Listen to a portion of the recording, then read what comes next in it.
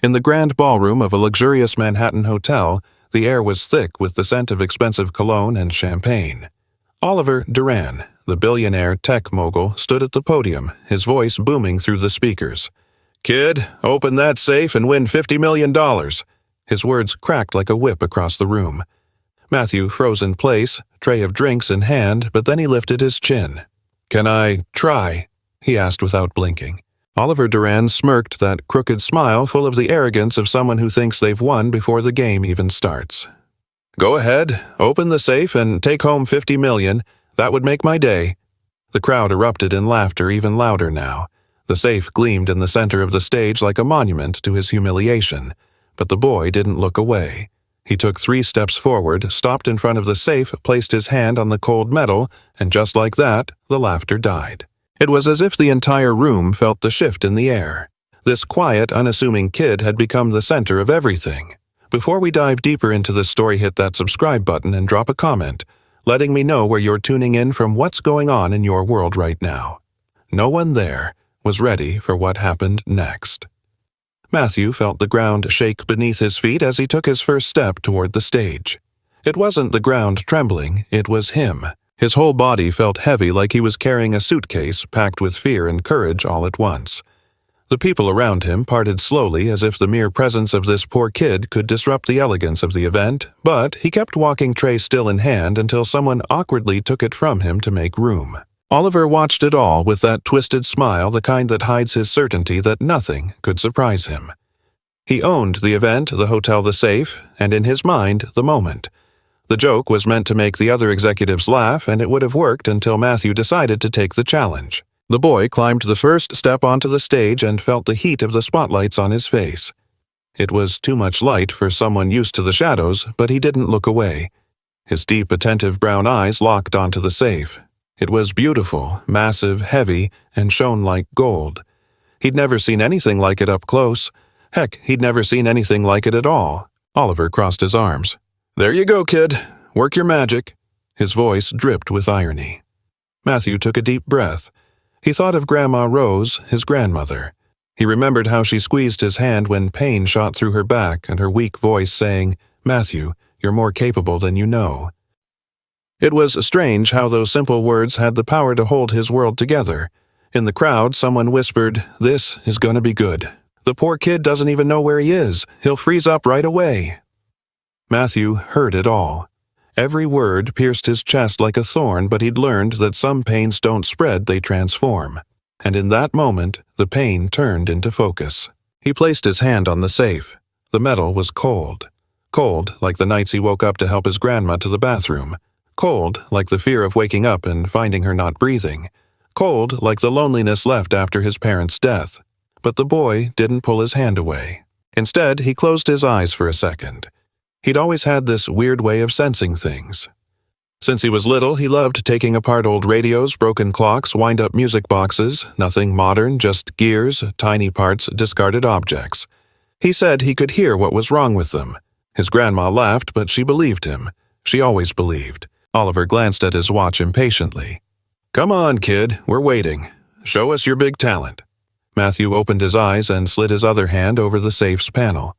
It wasn't one of those digital ones. It was an old heavy model with a combination dial, a rare piece that Oliver loved showing off like it was part of his private collection of things no one else knows how to use. The room fell silent. That silence that builds when everyone expects to see someone fail. Matthew turned the dial slowly, a tiny click almost inaudible, but those nearby heard it. Oliver frowned. The guests exchanged glances. Matthew turned it again. Another click, louder this time. This time, he couldn't explain how he did it. He just felt it.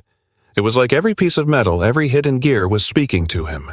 It was a sensitivity he'd never fully understood, but it had always been there since he was 8 when he took apart an old clock and put every piece back without anyone teaching him. The billionaire tried to break the tension. "You're just guessing combinations." He laughed. "This'll take till tomorrow." But the laugh came out half-hearted. Matthew, without looking at anyone, murmured, "Not yet, sir, but it's almost there." The room held its breath. The dial turned once more. Matthew tilted his ear toward it. He paused briefly as if listening to answers no one else could hear. Then came the third click, the loudest, the most unexpected. The whole ballroom gasped at once. Matthew placed his hand on the safe's lever. His legs shook, his heart pounded like a drum in his chest, and at the back of the room a woman murmured, "This kid didn't come from nowhere." The boy pulled the lever. It moved. It didn't open all the way. Not yet, but it budged enough for the crowd to erupt in murmurs. The heavy door, which had seemed as solid as a rock, gave a few millimeters. Oliver's eyes widened. The joke was over. The entire room seemed frozen. It wasn't just surprise. It was disbelief.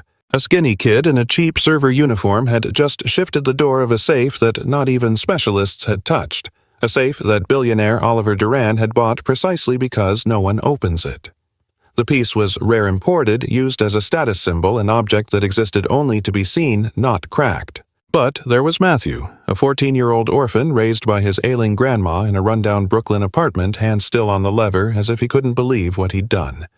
The guests started whispering louder. "That's impossible.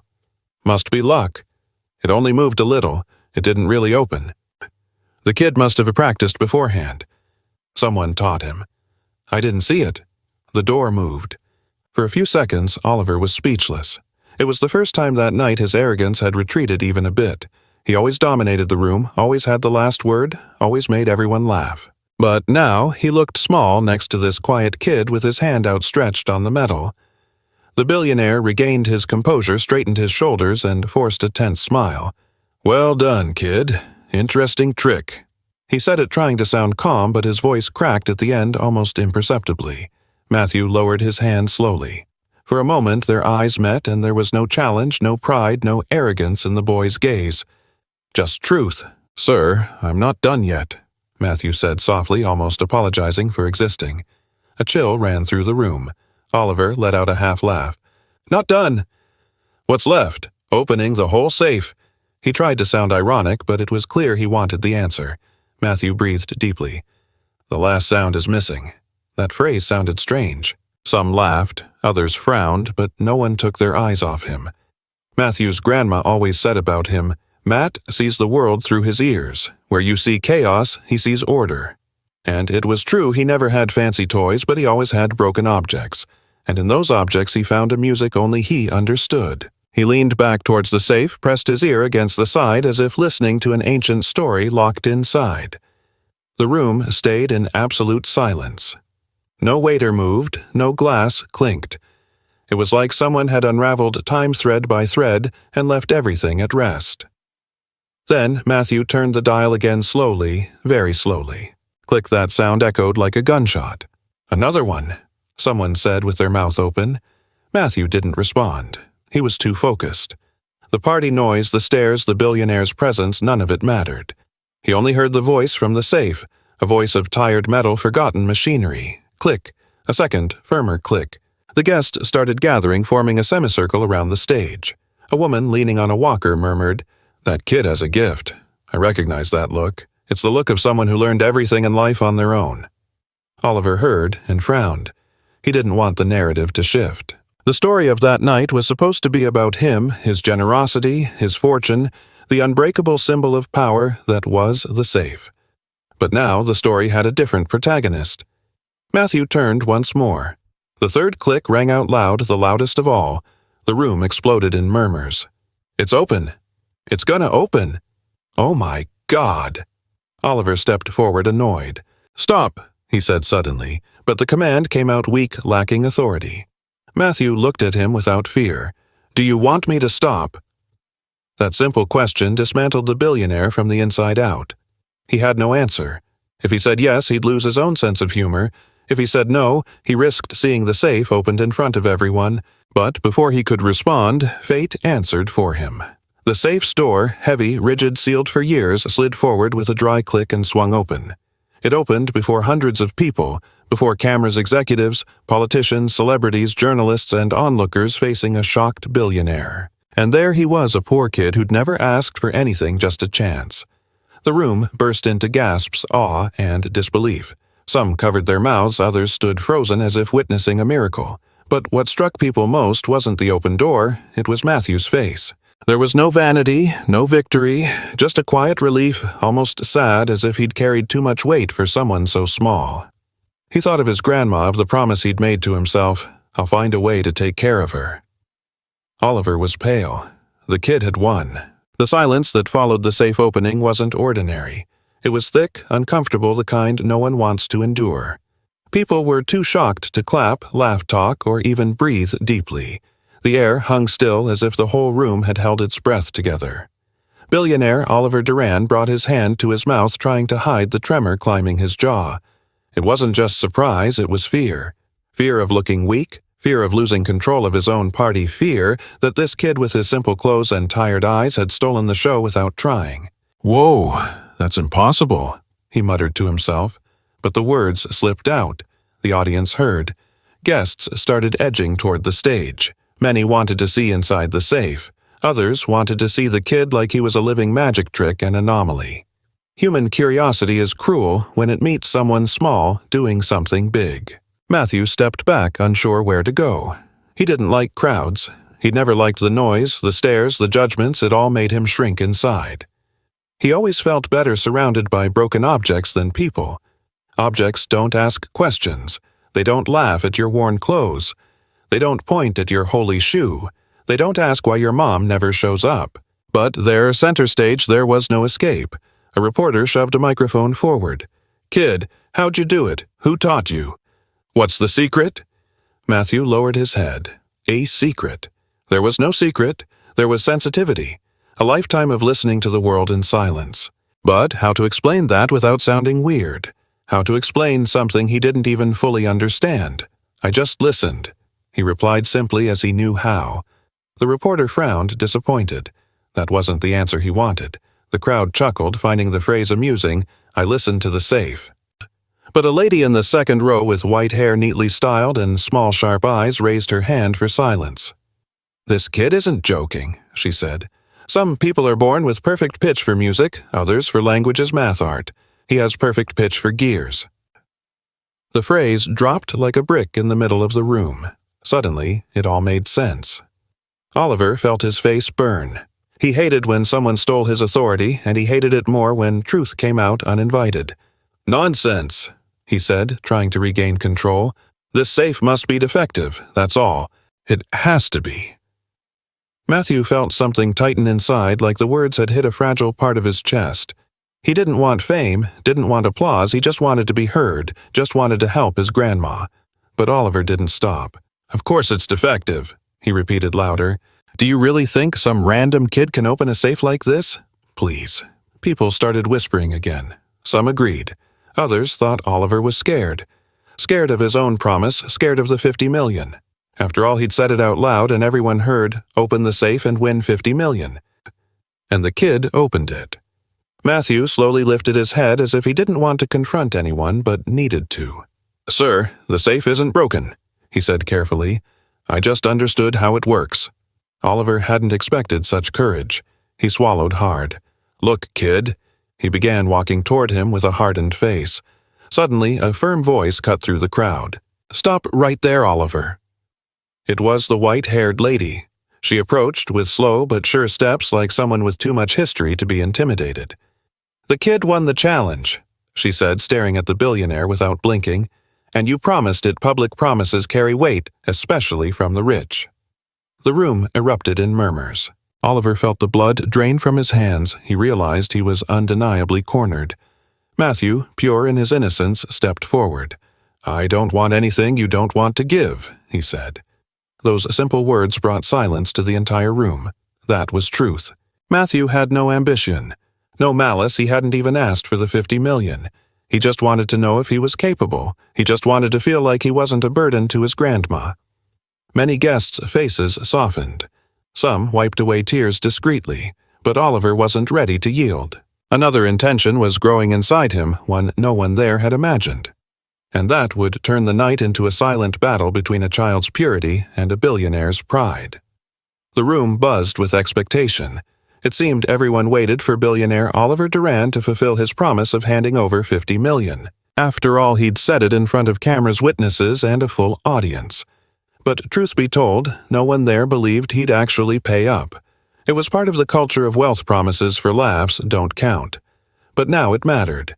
Now it had weight because it wasn't just a joke tossed into a mic anymore. It was a poor kid's triumph, one no one expected him to achieve. Oliver breathed deeply, trying to reorganize his thoughts. He couldn't just say, "I'm not paying." That would destroy his image. The papers would run it tomorrow. Billionaire refuses promise to needy kid. And that would hurt him worse than losing $50 million. But pay never. It was too much money to hand to a stranger, a kid with no family, a kid who meant absolutely nothing to him. That's when the words came that changed everything. "Kid," Oliver said, wiping sweat from his brow despite the AC, "you've got talent, I won't deny it, but $50 million is overkill and you know it." Matthew didn't respond. He wasn't there for the money. He was there for dignity because he felt he could still do something right in a world that tightened its grip on him more each day. But the audience didn't know that. To them, it looked like the boy was about to get the fortune, and the tension built like gunpowder on dry straw.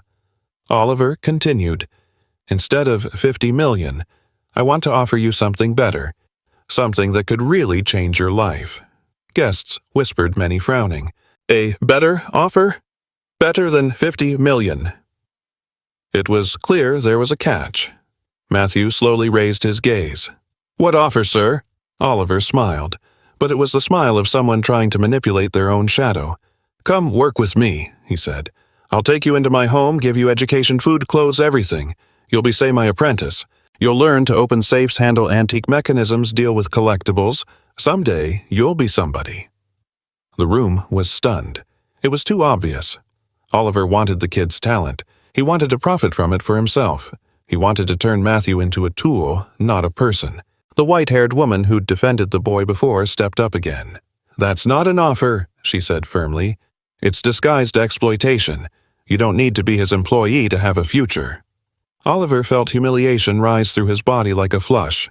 He wasn't used to public confrontation. "Madam, I can turn this kid into someone important," he said irritably. "Or do you prefer he keeps bussing tables here? Is that what you call a future?" Matthew felt his throat close. Those words hit like a punch. He'd never felt so small and exposed. It seemed like everyone there only saw his poverty, not his worth, not his heart. "Isn't it your grandma waiting at home?" The woman looked at Matthew with tenderness. "What do you want, son?" she asked. "The decision is yours, not the billionaire's." Matthew breathed deeply. The whole room waited for his answer. It was like his life split into two paths right then, one full of false promises, the other full of uncertainty. But true. He opened his mouth. But Oliver interrupted, trying to control the narrative. "Think about it, boy." His voice was grave and venomous. "You're an orphan. You live with a sick old lady, no resources. Without me, you've got nothing. With me, you've got a future. It's simple." Matthew felt something he'd never felt before. Anger. Not the loud anger of yelling and stomping. It was a silent, heavy anger burning from within. The anger of someone who swallowed too much injustice and is tired of carrying it all. He clenched his fists, looked at the open safe, at the billionaire, at the white-haired woman, and for the first time that night his gaze stopped being a child's. It became the gaze of someone who'd lost everything but still had dignity. "I don't want to go with you," Matthew said firmly, though his eyes trembled. "I just want to take care of my grandma, that's all." The room started applauding slowly at first, then strongly. It was the first time Matthew heard applause directed at him, but Oliver didn't clap. Oliver's eyes hardened, and in that moment a dark intention was born inside him, one no one in the room had imagined. He wouldn't let this boy walk away victorious. And from that point, the story stopped being a challenge and became a matter of power. The applause echoed as Matthew stepped down from the stage. He didn't do it out of fear, but relief. It was like his small arms had carried the weight of an entire world that never had space for kids like him. But in that moment, for a few seconds, he saw something that seemed impossible. The rich people looking at him not with disdain, but admiration. And that's when Oliver realized he was losing more than money. He was losing control, losing the spotlight, losing the protagonism he always had wherever he went. And when a man used to power feels he's losing something he doesn't accept it, he attacks. Matthew didn't know that yet. His heart was too kind to foresee the malice hiding under polite gestures. But the white-haired woman noticed from afar, and as she approached, she placed her hand on his shoulder with a gentleness that reminded him of his grandma. "Don't go alone, kid," she said softly. "This man isn't one to lose quietly." Matthew swallowed hard, but "I didn't do anything wrong." "And sometimes that's what irritates proud people the most," she replied. Meanwhile, across the stage, Oliver was talking to 3 terrified assistants. His expression was hard-cold, like someone analyzing a problem and seeking a way to erase the embarrassment fast. "I'm not paying a dime," he said, "and I need a solution. Now." One assistant pushed back. "But, sir, there are recordings. If the kid wants to sue—" Oliver cut him off with an irritated gesture. "He's not suing anyone. He's poor. The poor don't sue, they accept what they're given." The assistants exchanged uneasy glances, but no one dared disagree. "And the safe?" another asked. "That could lead to bad press, sir." "Press?" Oliver laughed. "I've dealt with press since before you were born. What I can't stand is being ridiculed at my own event. He wants to care for his grandma." "Fine, I'll help, but my way." There was venom in that last phrase, venom hidden behind good manners. Meanwhile, Matthew tried to distance himself from the crowd. He was too shy for so much attention. He didn't like being the center. In fact, he always tried to live on the edges and the corners and the shadows where no one noticed. But that day, fate dragged him to the middle of the ballroom as if to say, "Now it's your turn." He looked for the exit. He wanted to go home and tell his grandma he'd been brave, that he'd done something big. He wanted to see her smile, even if it was a tired one. But just as he was about to cross the door, someone called, "Kid, wait." It was Oliver. Matthew turned slowly. He wasn't afraid of the billionaire, but something about his tone unsettled him. There was something off, something that didn't fit this elegant, wealthy man. Oliver stopped in front of him. He offered a calculated smile, but his eyes stayed hard. "You're an incredible kid. Really incredible. That's why I'm going to offer you something no one else would." Pause. Matthew waited. "I'll pay for your grandma's treatment." Matthew felt his breath catch. That was everything he wanted, everything. "But," Oliver continued, "as I said, nothing in life is free. You work for me 2 years, learn from me, earn a salary, nothing more, just a fair exchange." Matthew felt his heart sink. It was a tie, a pretty bow, but a tie nonetheless. "And the 50 million?" the boy asked softly, almost without courage. Oliver laughed. "Kid, 50 million, come on. You know that was just a joke. No one would take it seriously, not even you should." Matthew lowered his gaze. He knew life had never been fair. Knew promises meant nothing from powerful people's mouths, but it still hurt. "I need to think," he said. Oliver leaned in. "Think fast. Your grandma's health can't wait." Those words struck Matthew like an arrow. His chest tightened. He felt trapped between pride and need. In that exact moment, the white-haired woman appeared at his side. "He won't sign anything today," she said firmly. "Not now, not here, and definitely not without understanding the consequences." Oliver turned his face in irritation. "Who are you, ma'am?" he asked mockingly. She lifted her chin. "Someone not afraid of your fortune and who knows injustice when she sees it."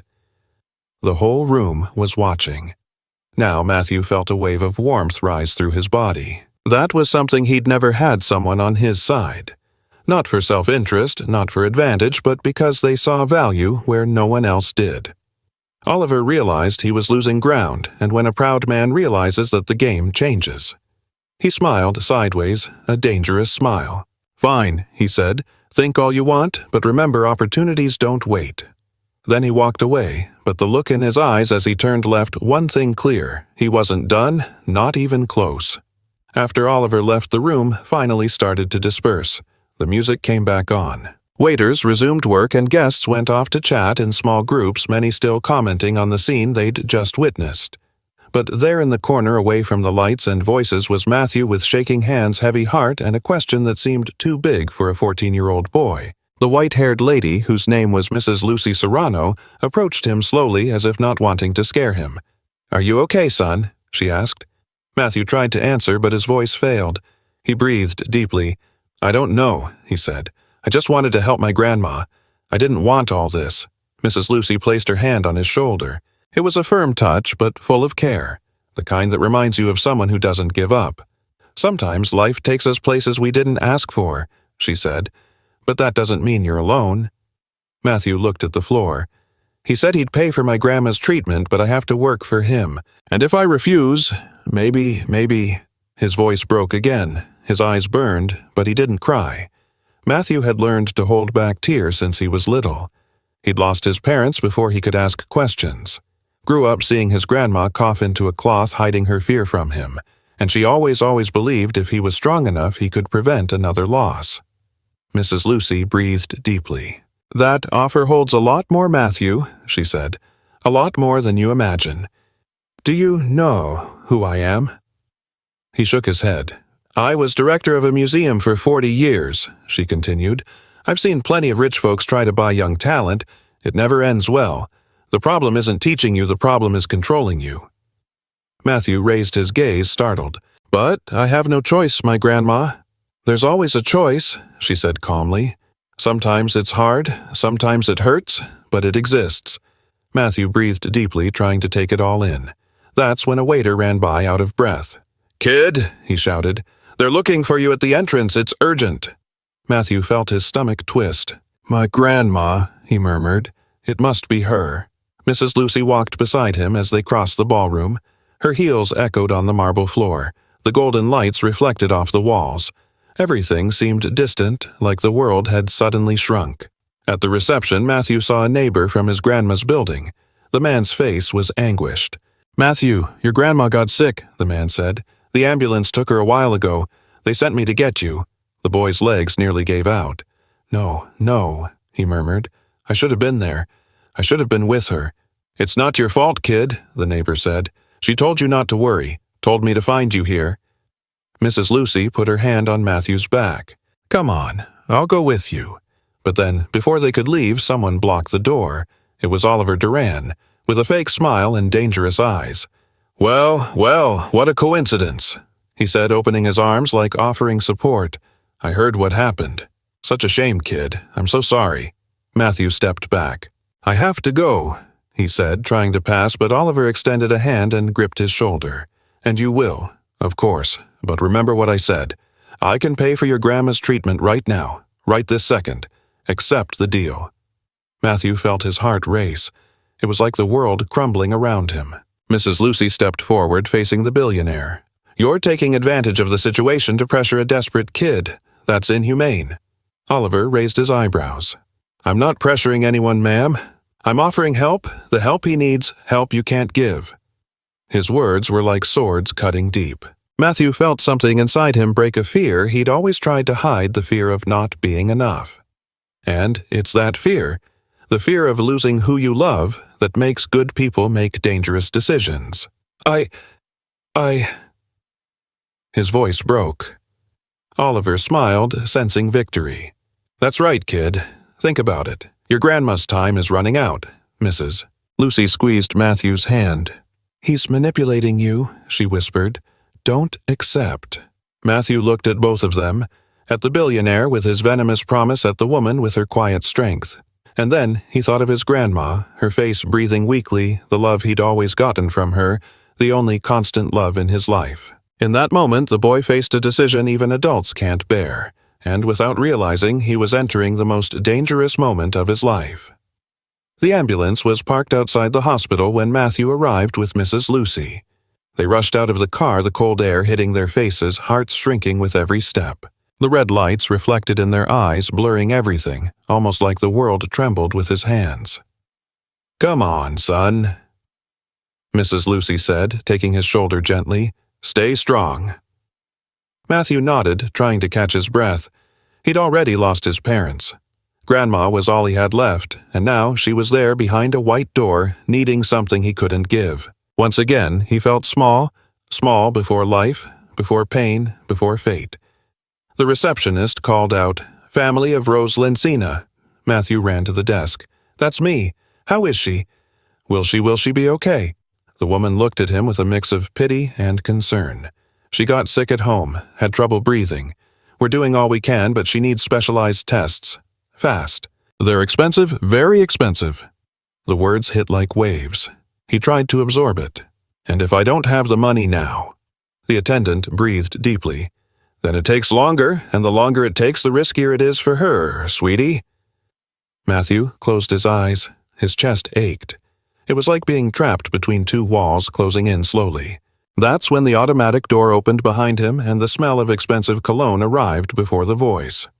"Money won't be a problem," said Oliver Duran, approaching the desk like he was checking into a five-star hotel. "I'll handle everything."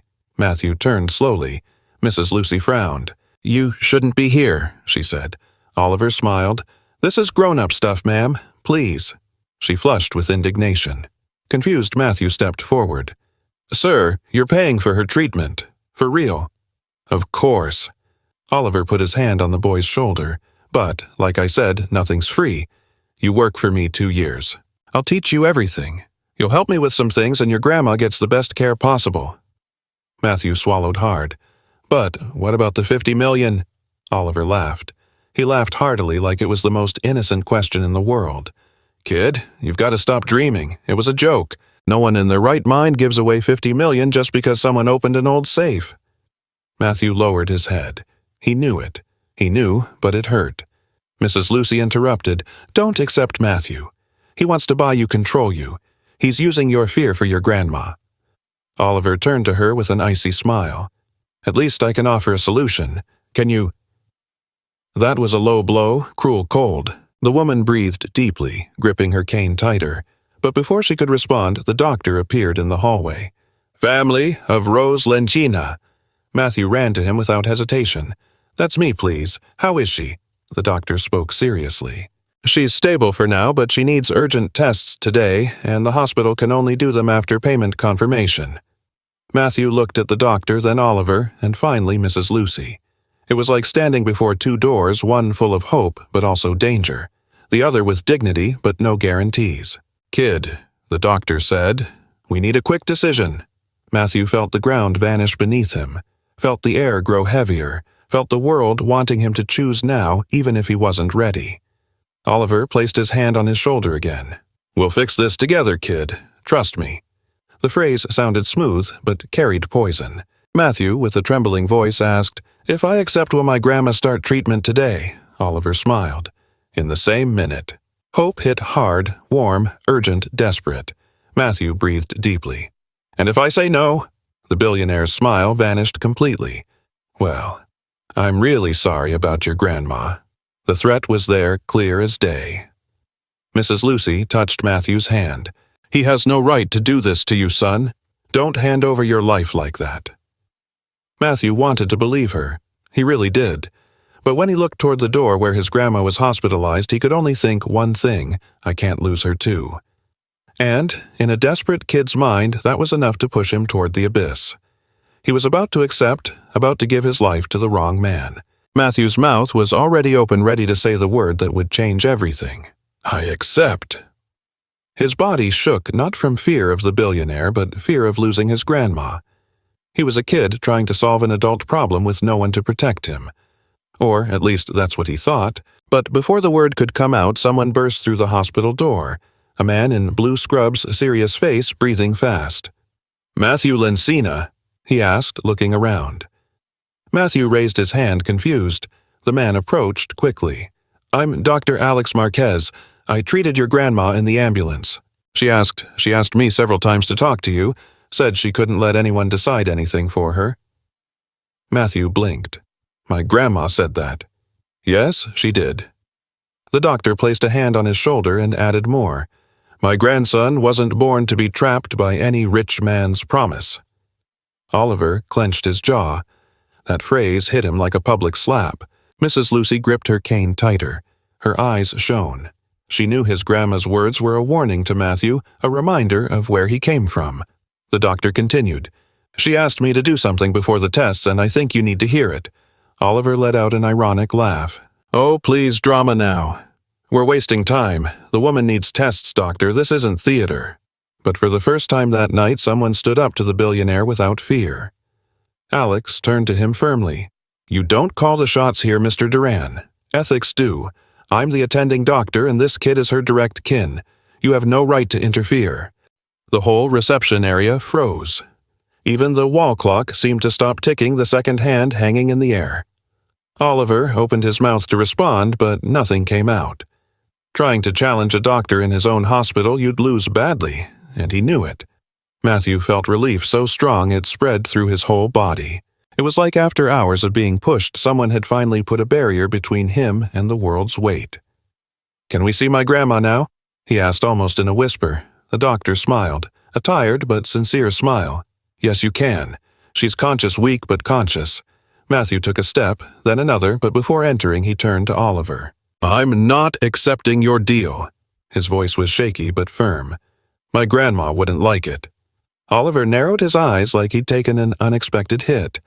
"You're making a terrible mistake, kid," he said softly and threateningly. "You know what's going to happen now. You'll find out the world doesn't give anything away, and when you do, you'll remember me."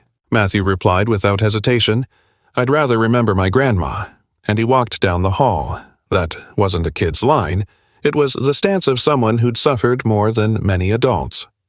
Oliver stood still, completely motionless. Mrs. Lucy looked at him slowly and steadily. "You lost something today," she said. "Not money. You lost something. You never had a heart." The receptionist, who'd been watching everything until then, quickly looked away. It was like no one else wanted to be near him. Meanwhile, Matthew walked the lit hallway smelling alcohol and hearing the distant beep of a heart monitor. Every step seemed a reminder of how fragile life is. Every step brought memories of a tough childhood. Every step reminded him his grandma was all he had. Entering the room, he found Grandma Rose there lying pale with oxygen tubes in her nose but with a small smile on her lips. "Maddie," she whispered, "I knew you'd come." He ran to her and took her hand. "Grandma, I promise I'll help you. I promise I won't let anyone control my life." She squeezed his hand weakly, but with enough firmness to convey certainty. "You already help just by existing." And there, in that small, quiet room, Matthew discovered that courage isn't just for adults. Courage is for people who love. And love, when it's real, always finds a way to win, even when the world is against it. But what Matthew didn't know yet, the billionaire hadn't given up. Matthew spent hours with his grandma. Her breathing eased as the meds kicked in. Sometimes she'd open her eyes and smile. Sometimes she'd sleep for long minutes. And Matthew watched her chest rise and fall, afraid it might stop. The early morning hours were quiet. That silence only hospitals know. Mrs. Lucy sat in the armchair beside him, watching the boy with a care that seemed old, like she'd known him for years. "You have an exceptional heart, Matthew," she said sweetly. "Don't let anyone tarnish it." The boy sighed. "But I don't know how I'll pay for her treatment." And that's when fate moved another piece. Mrs. Lucy smiled. "Remember when I said I worked 40 years at a museum?" Matthew nodded. "Well," she said, settling in, "I know the right people. Good people, people who recognize talent when they see it. And one of them will be here tomorrow. He needs someone exactly like you." Matthew frowned. "Like me. Yes, you." She took his hand. "Someone who listens to the world, who understands antique mechanisms. At the National Museum, we have dozens of pieces no one can restore because no one has the patience to hear what they have to say. But you have that. It's not something you can teach." The boy stayed silent. It was hard to believe in good things when life had rarely offered any. "But what about my grandma?" "They'll pay for her treatment," Lucy said calmly, with the serenity of someone who's handled many complicated things in life. "And you'll work with me at the museum with a salary, with respect, with someone to guide you, not use you." Matthew felt something warm spread through his chest. Real hope, the kind that doesn't deceive. In that moment, the room door opened slowly. Oliver entered, not with arrogance, not chest-puffed, but with a bitter, heavy expression. He faced Matthew, then his grandma, then Mrs. Lucy. And what he saw there, the quiet unity, the affection, the strength, was something no amount of money in the world could buy. "I came to say goodbye," Oliver said softly. Matthew tensed. "I'm not here to fight," the billionaire finished. "I just wanted to tell you you did something I never could open that safe. Not even my experts managed it. Took me years trying. You did it in minutes." The boy didn't understand why. "Why is it so important to you?" Oliver breathed deeply. It seemed hard to confess. "That safe was my father's. He died without telling me the combination, and I kept something inside I didn't dare throw away." Matthew waited. Not out of curiosity, but because respect means listening too. Oliver continued. "A letter I wrote him as a kid, a letter he never read. His eyes filled with tears, but he blinked them away. Seeing you open the safe was like opening a part of my life I couldn't touch. The silence that followed wasn't heavy. It was human. I hurt you, the billionaire said. I was too harsh, too proud. Life taught me that way twisted, and sometimes I'm still twisted without realizing. Matthew lowered his gaze. I just wanted to help my grandma, sir. I know, Oliver breathed deeply, and that's why I'll pay for her tests, not because you owe me anything, but because no one should lose someone for lack of treatment. Mrs. Lucy watched everything calmly. She knew people change when something inside them is finally touched. But, Oliver finished trying to smile, don't expect me to give you $50 million, okay? I can't do that. For the first time that night, Matthew laughed, a small tired laugh, but genuine. Oliver approached the boy. You've got a gift, kid, an exceptional gift. If you ever want, I can recommend you to a lot of people. But I promise one thing, I'll never try to tie you down in exchange for anything again. Matthew extended his hand timidly. Oliver shook it. It was a simple shake. No strings, just human. When he left, the room fell silent again. Grandma opened her eyes right then, weak but aware. Maddie, she whispered. I heard your voice? What a wonder. Matthew took her hand. Grandma, everything's gonna be okay, I promise. She smiled faintly. You've always been strong, stronger than you thought. I always knew you'd find your path. And in that instant, in that ordinary room, no lights, no applause, no stage.